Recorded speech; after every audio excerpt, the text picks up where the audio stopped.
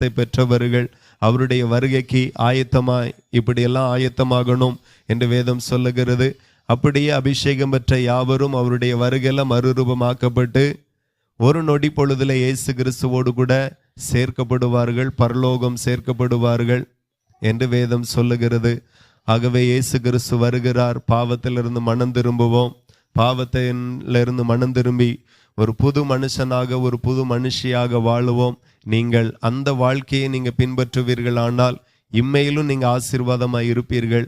எல்லா மதமும் சொல்லுகிறது ஒன்றே ஒரு காரியம்தான். என்ன அப்படின்னா, மரித்த பிறகு நரகம் அல்லது பரலோகம் உண்டு என்று சொல்லி நாம நீதியாய் வாழுவோமே ஆனால், வேத வசனத்தின்படி ஆண்டவருடைய நீதியின்படி வாழுவோமே ஆனால் நிச்சயமாய் பரலோகத்துக்கு போவோம். துன்மார்க்கமாய் வாழுவோமே ஆனால் நரகத்துக்கு போவோம். இதை சொல்லவே இயேசு கிறிஸ்து இந்த பூமியில பிறந்தார். அப்படியே இயேசு கிறிஸ்துனுடைய பிறப்பை குறித்தும் வருகை குறித்தும் நான் உங்களுக்கு சொல்லி பிரசங்கிக்கிறேன். இயேசு கிறிஸ்துவின் நாமத்தினால நீங்க மனம் திரும்புங்க. இப்போதும் வியாதியோடும்